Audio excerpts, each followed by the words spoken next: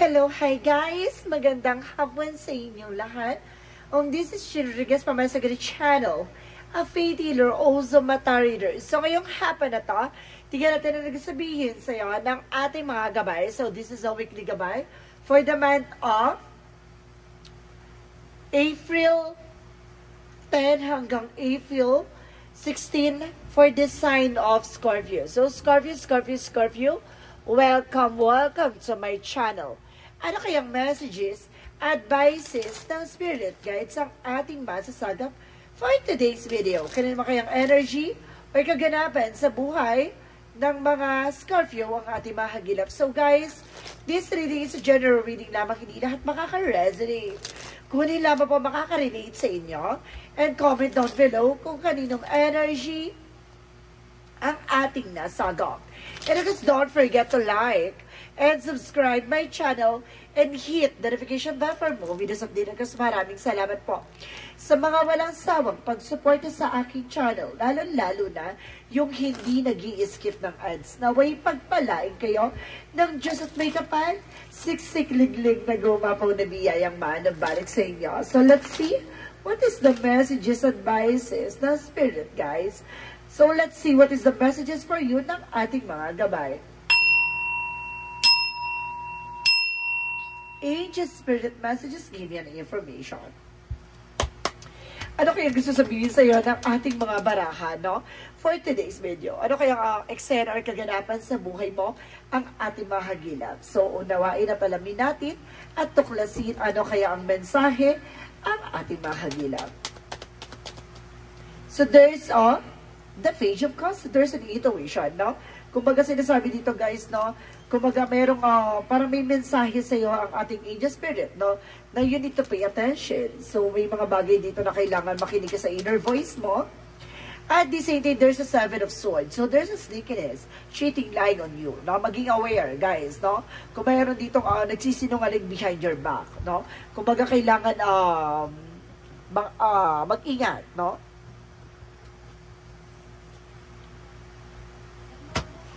So, let's see. What is additional messages? Mag-ingat ka kasi mayroon ditong kumaga sinungaling, manloloko. And because there is the Six of Cups. So, there's a past person or something remnants, no? Maaari nga, kailangan mag-ingat ka, no? Maaari nga, kumaga nagsisinungaling behind your back, your friends, related sa'yo or something, past person. Or something, kumbaga, meron ditong dati mo ng kaibigan or dati mo nang nakasama or dati mo katrabaho, guys. Maging aware ka dito, ha? Kasi meron ditong nagsisinungaling. And there's a tower moment for a major changes. Now, may mga bagay na, kumbaga, mababago sa'yo dito. So, let's see what is that. Knight of Swords. So, there's an anxiety, sleepless night. So, kumbaga, meron dito, guys, na sinasabi na hindi ka makatulog, no? Nahihirapan ka sa pagtulog or either, kumbaga, nai-stress ka, no? Or something, depression. So, let's see what is additional messages. And because there's the Knight of Wands. So, there's a slow and steady, no? Kumbaga, unti-unti na may development or kaganapan sa buhay mo ang nangyayari. So, let's see. What is the Page of Cups? So, there's an Ace of Wands for a new beginning, no? Kumbaga, may bagong simula dito. At sinasabi dito, kailangan mo makinig sa intuition mo. At dadaling ka ng mga kaganapan sa iyo dito ng iyong gabay. So, let's see what is the Seven of Swords. So, there's a High Priestess. So, see, there's a hidden agenda or hidden enemies. So, may mga bagay na nakatago dito. Kaya, kumbaga, there's a secret reveal and there's a hidden agenda. And, of course, there's a mystery behind. So, may mga bagay na kailangan pag-ingatan, no? Kumbaga, may mga tao sa paligid mo na nagsisinungaling. Mag-ingat ka. So, let's see. What is the Six of Cups is here? So, there's the Four of Cups. So, may mga bagay dito na hindi matanggap. No? It's either hindi matanggap yung pagkatalo or either hindi matanggap na nasasapawan mo sila, no? Or either may mga bagay na kumbaga hindi matanggap yung insecurities or either na kumbaga negative. So let's see what is the Tower moment. And because there's a Death card. So this is the ending and a new beginning, a transformation. No, kumbaga this is the major changes that brings you a new cycle begins. So let's see what is the Knight of Swords. So, there's the Queen of Pentacles. So, there's a practicality pagdating sa finances para hindi ka na-stress, para hindi ka na-depress. Kaya kailangan mag-focus ka sa pagdating sa finances, hindi ka dapat nagpapabuto o nagpapauto, ha? So, let's see what is the Knight of Wands. So, there's the Ten of Cups. So there's an happiness. At the end of the time, unti-unti naman yan eh. Hindi naman yan agad-agad magiging masaya at magiging maligaya. Meron talaga there's a try and error pagdating sa negosyo, hanap buhay, pagdating sa love life. Sa lahat ng aspects, guys, no? Kumbaga, wala naman agad winning gain agad eh. Walang ganon. So let's see what is the Page of Cups. Because the Ace of Wands. So there's the judgment for a wake-up call. And at the same time, there's an inner calling. Maaaring ginigising ka na ng iyong intuitions. Na ginigising ka na ng mga gabay mo. Na you need to pay attention. So let's see what is the Seven of Swords. And because there is a High Priestess. See, I told you so. There's the Three of Swords. Something sneakiness or something na sinasabi dito na there's a pain or something insecurities, no? It's either naiingit sa'yo, no? Kumbaga merong lihim. Kaya itong tao na to ay maaari nga sinasabi na Seven of Swords is cheating, lying is like an impostor, no? Impostor so. And because there's a third party. So, hindi niya matanggap, no? Na sinapawan mo sila, no? At the same time, there's a tower moment for that card. So, there's a Page of Sword. Get more information, no? There's a stalking, watching, looking at you, no? Kumaga may sumusubaybay sa ibang social media, di ba? Hindi mo alam na, kumaga famous ka pala sa at this moment. Kumaga hindi mo akalain na, di ba? Kumaga, sa ganong eksena, kumaga ngayon ay tinitignan ka ng karamihan. So, let's see. What is the Knight of Swords and the Queen of Pentacles? So, there's the King of Wands. So, there's a stability and control. So, kailangan mo kontrolin ang iyong emotions, no? Stop being paranoid, no? Stop yung pag-worries or pag-overthink. Mamaya kasi nai-stress ka on your own beliefs, no? Mamaya, nai-stress ka na dahil sa mga pinaniniwala mong it's either a conclusions, no? The walang facts, no? So let's see what is additional messages with the Knight of Wands and because the Ten of Cups. And because there's an information with the Justice. So see, there's a balance. As you say, diba, what is the karma, no? Give it to you. So may mga bagay na ibibigay sa iyo, with the Justice will be served. Kumbaga, consequences. No? Kumbaga, kung ano yung mga bagay na ginawa mo, ibabalik sa iyo. So let's see what is the outcome. Wow, ang pinaka-outcome is the Star card. So there's a wish fulfillment. At the end of the time, kumbaga, magkakaroon ka ng healing, happiness, and because wishes, wish fulfillment. And there's a Ten of Swords. Mag-iingat ka lang na papalibutan ka ng backstab. And there's the high fight. There's a lesson learned. Matuto ka na. No, kumbaga sa mundong ginagalawan mo, kumbaga maraming impostor, maraming manluloko, at maraming traidor. Mag-ingat ka. Kasi hindi sa lahat ng bagay ay kailangan pagkatiwalaan sila. Lalo-lalo na kung sinira ang tiwala mo. Kasi minsan na sila nagsinungaling, minsan ka nang niloko, minsan ka nang tinaidor. No? Hindi pwedeng hindi maulit-ulit. No? This is the second time around, guys. No? Some of you guys, na mayroon na nangyari ulit to. Kumbaga nagtiwala ka, nauto at nabudol ka ulit. So, be wise, no? So, let's see what is additional messages. Pagdating sa career, so there's a Sun card. So, this is the pure positive outcome. So, ito yung magdadala sa ng success pagdating sa career. Kung mauunawaan mo, at malalaman mo kung yan yung mga bagay na kailangan mong iwasan. So, there's a Five of Cups. Kung ayaw mo magsisihan. So, let's see what is additional messages. Pagdating naman sa love life, so there's a Two of Cups by partnership. So, meron talagang, there's a unified love, there's a meant to be or something na magdadala sa iyo ng something wish fulfillment. And there's the Queen of Cups, healing. So, maaaring kumbaga, akala mo, kumbaga, lagi ka na nasasaktan, kumbaga, lagi ka pinaglalaruan. So, don't you worry, matatagpuan mo yung taong hindi lang kilig, ha? Kumbaga, meron talagang love and care and tenderness. Oh my God. So, let's see what is additional messages for health. Pagdating naman sa health mo, there's the King of Swords. So, there's an information, no? Being wise. So, at the same time, there's a stop the pattern. May mga bagay na kailangan mo ng tigilan, iwasan. Lalo-lalo na sa health mo. And there is the Queen of Wands by control, stability, confidence, no? Kaya kailangan alam mo sa sarili mo yung mga bagay na kailangan mong iwasan. Alam mo yung yung confiance sa sarili mo na, okay, alam ko bawal to. Wag, hindi ko to gagawin. Ganon. Or may mga bagay na kailangan ko na iwasan. Tigilan ko na. Ganon, no? So, let's see what is the magical fairy messages. For magical fairy messages, give me information, guys. And you got the power. So, see, talaga sinasabi na, may kakayanan ka or something, use your abilities to resolve this situation. You can do it, no? Kaya-kaya mo yan. Yakang-yaka mo yan. And there's a children, some of you, kumbaga may kinalaman ng mga bata dito. It's either may anak ka, or marami kang sinusuportahang mga bata. So let's see guys, no? What is the yin and yang oracle card? So let's see, baka iniwanan ka dito ng person mo, tapos meron ka responsibilidad na bata. Okay, meron din dito ganang energy. There's a dream, guys. There's a messages, no? Kumbaga marami sa mensahe sa iyo pa your dreams. So may mga mensahe or intuition na binapabatid sa iyo. There's a seeds, no? And because kung ano yung tinanim mo, siyang ani mo, like justice, consequences. And there's information with apology, forgiveness. So, nasa sa'yo kapapatawarin mo. Kasi meron diyang budol. Ha? Kunyari, hingi ng tawad, pero, diba? Titignan kung gano'ng kakarupok. Diba? So, let's see what is the synchronicities. For the synchronicities, guys, there's a soulmate. There's a soulmate connections. And there's a fall. So, ibig sabihin, mahulog ka na lang sa lahat, wag lang sa kanal. Kumbaga sinasabi dito, may paglaglag or may paghulog, no? It's either, kumbaga, ilalagay ka ni God kung saan ka dapat kung saan yung kalalagyan mo. And there's a sorrow, no? Iwasan mo yung mag-emote or something na parang napag-iwanan ka ng panahon o ng pagkakataon. Mag-ingat ka kung ayaw mo mapunta ka sa isang situation na parang pinagsisihan mo yung mga bagay na hindi mo na kayang ibalik pa. So, let's see what is the chakra messages.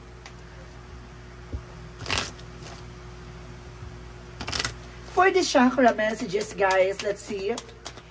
And there is a bittersweet. So, see, kumbaga, may mga pait ng mga karanasan, meron may tagumpay ng kaganapan. So, let's see.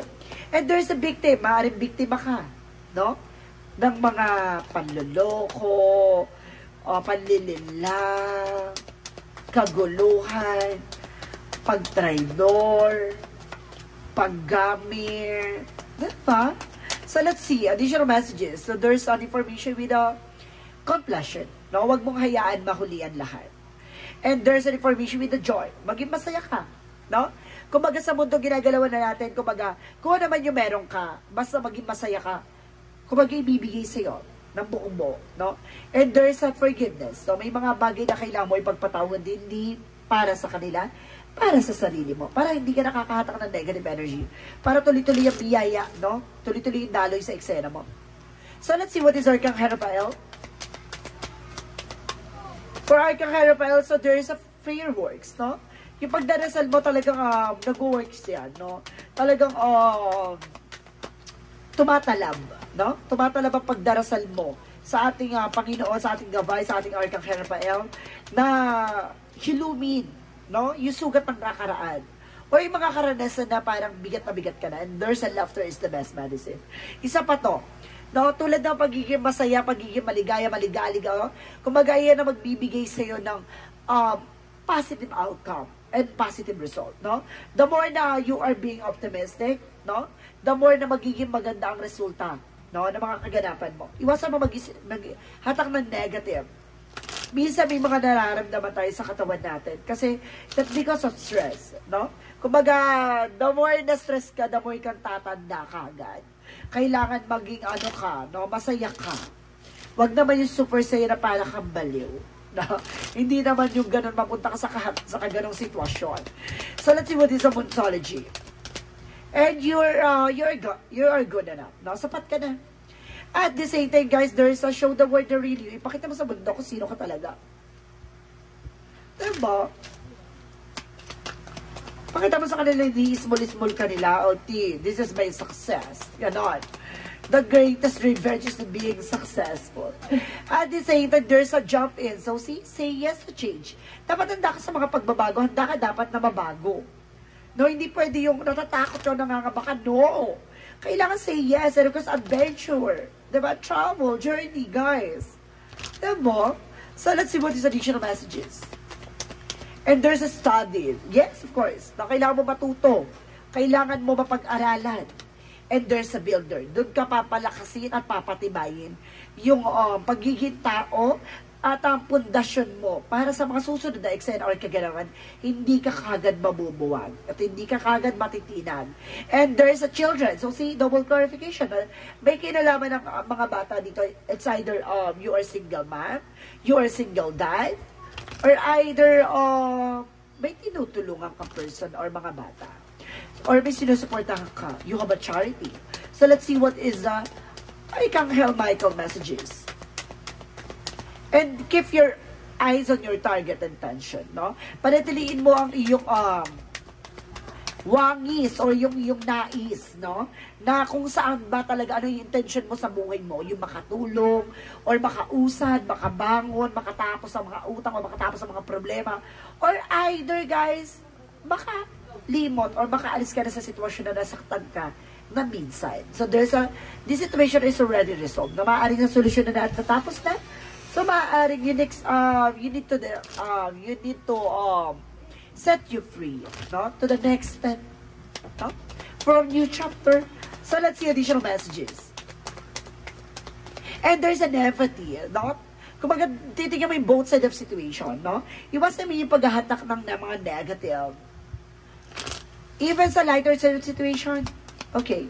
So, let's see additional messages. So, there's a kitchen recreation. Baka sa yung gagawa na ikabubuti mo at ikasasama mo. No? Nasa sa iyan. So, there's an information with the right passage. O, some of you guys, nakapasan na. Natapos na tong eksena na to. At the same time, there's no taking action. So, some of you guys, yung mga hindi pa tapos ang kaganapan na to, kailangan mo magdesisyon, te. Diba? Ano pa? Galaw-galaw, te, ha? So, let's see what is the energy. What is the energy? Angel Spirit. Give me information. So, there is a door to value, no? Kumaga, bukas ang pintuan dito para sa mga finances, no? Para sa mga nag-uumapaw ng biyaya, no? Maaaring, kumaga, madagdagan ng iyong, resource of income. And there's the word card, no? Maaaring makapag-travel ka na, or either makapagkabaho ka sa ibang bansa, or maaaring, kumaga, makapag-travel ka. So, let's see, guys, no? What is the angel's answer?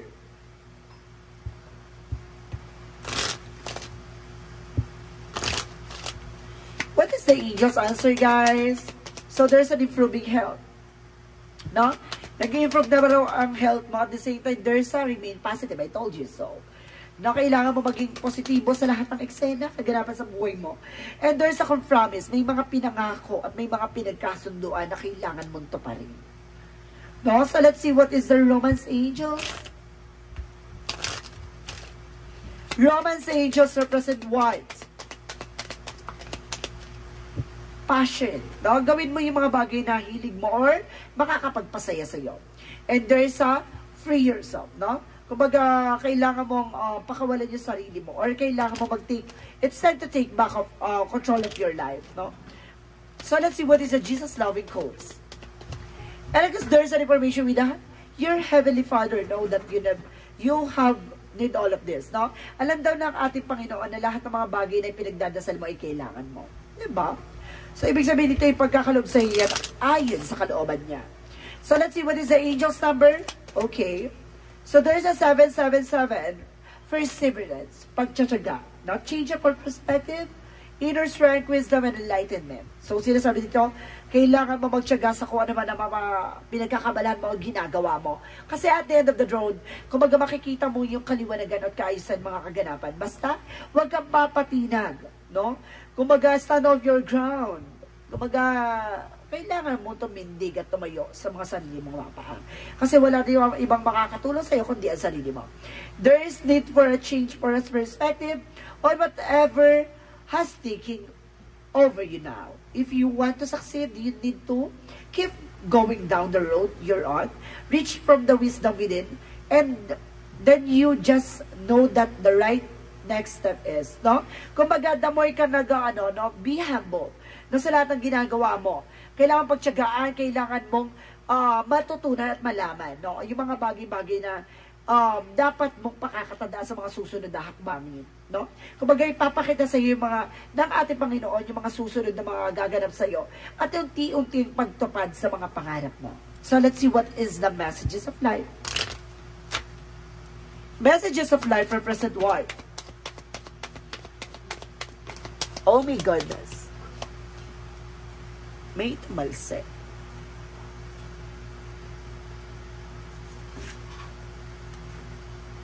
Just wait for a while, guys. Okay. Oh my God, ang ganda. So, there's stand strong. Stand tall and strong. So, sinasabi talaga dito, tumindig ka at tumayo at maging malakas at matibay. Today, choose to remain positive. I face all my challenges with the strength and courage. I will not be denied or turned away. I do not allow myself to be carried away with the negative thoughts. I stand tall and strong and live each moment from the future of God's hands. I believe in the life because life believe in me. See? Kumbaga nagtitiwala sa yung ang buhay na ipinagkaloob sa iyo. So, ibig sabihin dito, kailangan mo lang maniwala at magtiwala na lahat ng mga kaganapan sa buhay mo ay ibibigay sa iyo on the right time, on the right place, on the perfect timing. So, guys, kailangan mo lang kumilos, no? Para magtagumpay ka. Walang nagtatagumpay na nakahiga at walang nagtatagumpay na nakatunganga. Tandaan mo yan. So, let's see what is next eksena mo sa mga susunod na eksena, guys. So, wag kang magpapakahuli. So, sumaybayan natin ang mga susunod na kaganapan sa next na reading natin. So, this is a weekly gabay for the month of April 10 hanggang April 16 for the sign of Scorpio. So, Scorpio, maraming salamat for this wonderful reading.